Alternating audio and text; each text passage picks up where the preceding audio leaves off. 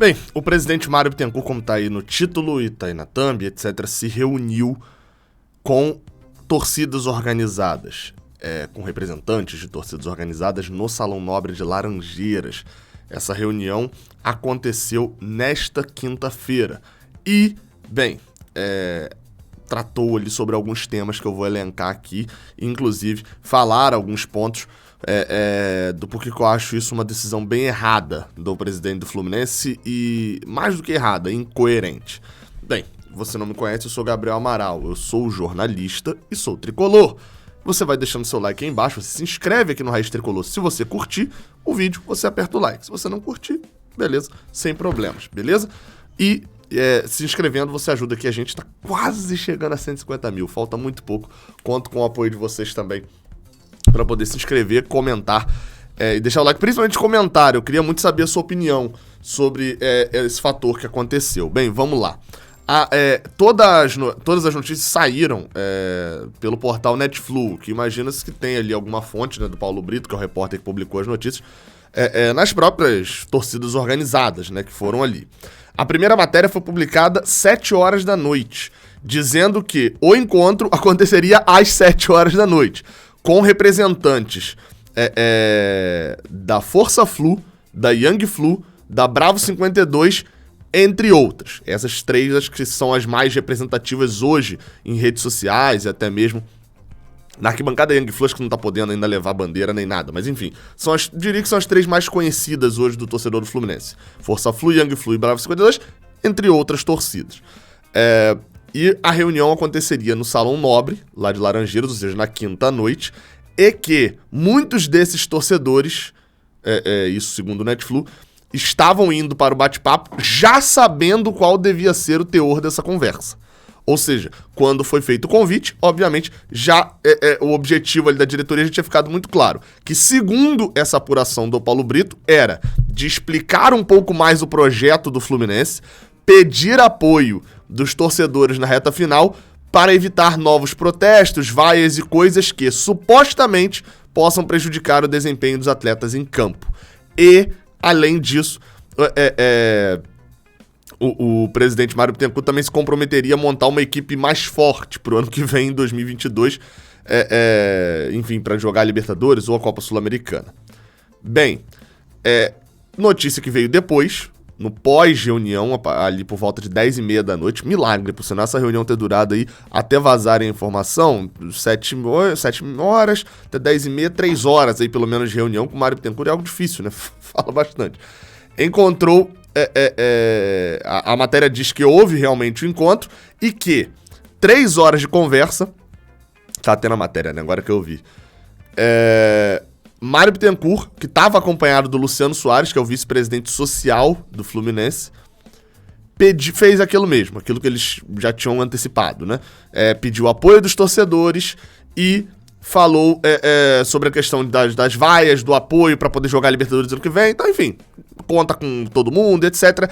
E a matéria acrescenta de que Mário Bittencourt reiterou que o voto online não depende dele, apesar de ter sido uma promessa de campanha. O dirigente ressaltou que essa é a responsabilidade do Conselho Deliberativo e que não pode influenciar nesse quesito. Só que, depois que a matéria já estava publicada, a assessoria do Fluminense, assessoria institucional, entrou em contato com o Netflu e falou que não teve essa fala de Mário Bittencourt sobre voto online na reunião, não.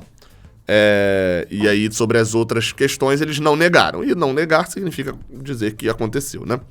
Bem, ou seja, tá passada a notícia aí do que aconteceu. Também foi comentado as críticas sobre o programa de sócio, né? O novo programa de sócio torcedor e tal, e foi falado de que era um erro da empresa terceirizada, mas que, enfim, estão tentando resolver.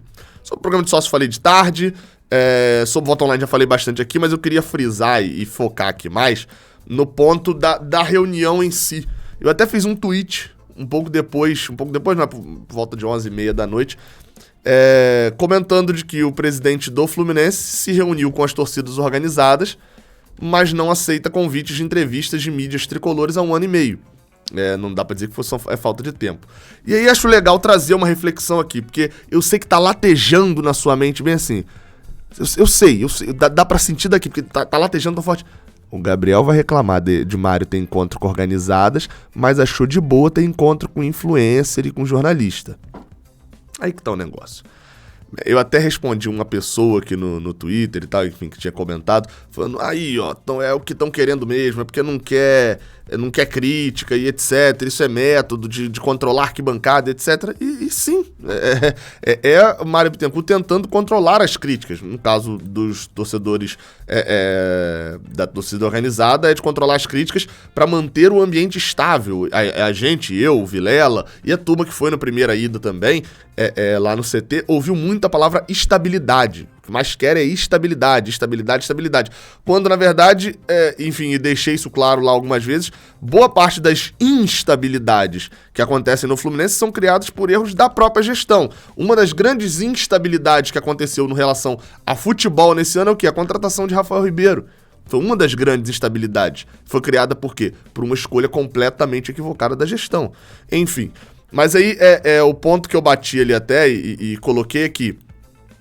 É bem claro de que... Aí até vi gente especulando, Gabriel, o Mário Bittencourt convidou esses torcedores, lembrando, já houve um convite lá em julho e houve segunda leva agora, e lá em julho já tinha sido até falado isso, especificamente, abertamente. O desejo do convite não era expor problemas do CT, não era nada disso. Até porque, pelo menos o que me pareceu, né? Eu fui o único a falar isso. Eu fui o único a falar sobre os problemas do CT.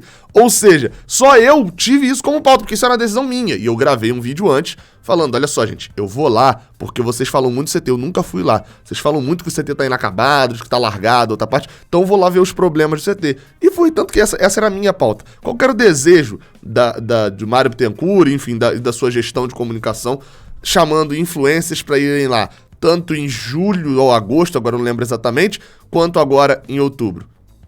Trazer para próximo, aproximar e evitar e diminuir, pelo menos, a questão da instabilidade, que é o que no vocabulário de Mário Bittencourt se chama críticas, às vezes. E aí eu até coloquei, né? Até isso tá lá no Twitter também, quem quiser ir lá depois ver, eu até explico um pouco melhor. Mas eu deixo claro de que, assim, não é que, nossa, o grande estrategista, não, cara. É péssimo para Mário Bittencourt, para ele, não ter falado até hoje com a mídia tricolor, seja com o Raiz Tricolor, seja com o Netflu, seja com canais menores, até porque, eu até falei, cara, boa parte dos canais que ele fosse, Mário Bittencourt fala bem. Ele é articulado, ele convence, ele tem uma lábia muito boa, e não tô usando lábia aqui como algo ruim, ok? Ele tem uma argumentação muito boa, acho que substituir a palavra é melhor, uma argumentação muito boa. E mais da metade dos canais que ele fosse, etc., ele ganharia muito mais do que perderia. Só que ele prefere ficar quieto e provavelmente, pode esperar, tá? A partir de janeiro ali de 2022, vai começar a aparecer em alguns canais. E nem tô falando aqui, porque o canal apoia, porque não. Vai começar a se soltar mais e a conversar mais com a torcida, não percebendo que isso é ruim. Até o final de 2021 era bom. Para 2022 é ruim, porque já iniciou a campanha de reeleição. E só tá falando na eleição e etc, etc. Só que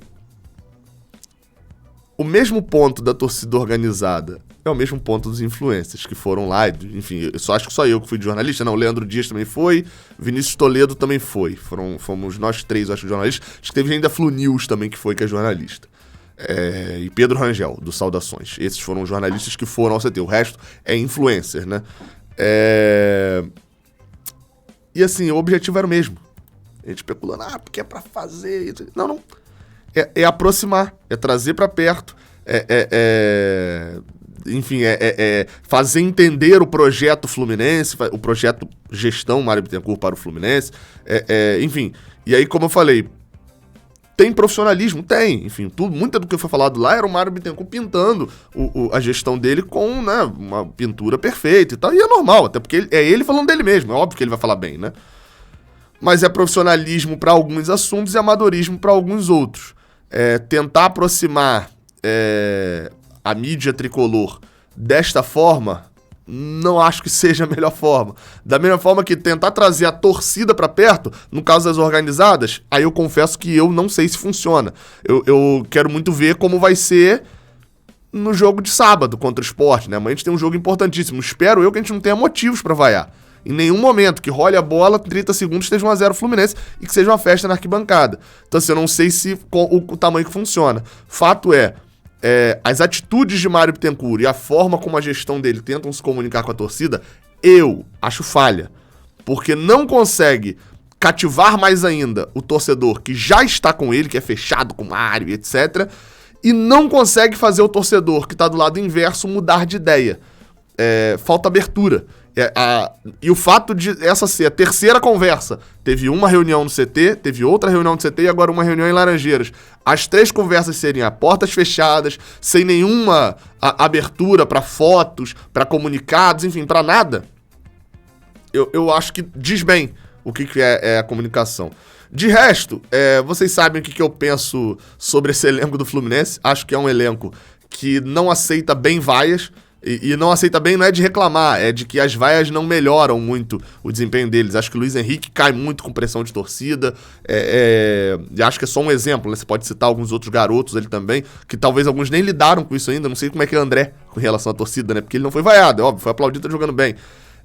E acho que prejudica. Mas óbvio que eu também não vou cobrar a racionalidade que eu tô tendo aqui nesse momento, sentado em casa às 2 horas da manhã, tranquilamente nessa quinta-feira, de um torcedor com o Fluminense perdendo de 2-0 pro Fortaleza, eu falando, não, gente, não vai, porque senão fica pior. Óbvio que eu não tenho como cobrar isso. Mas enfim, teve a reunião e já deixei bem claro a minha opinião sobre isso. E a sua opinião, queria ouvir a sua opinião. Deixa aqui na caixa de comentários aqui embaixo. Esse vídeo aqui é patrocinado pela 1xBet. Então, caso de aposta, que no sinal tem a cotaçãozinha lá de Fluminense Sport, né? A cotação tá boa, vale a pena você ir lá. O link vai estar no primeiro comentário, aperta e vai lá no 1xBet. Aqui do lado tem 2 vídeos, até a próxima, valeu!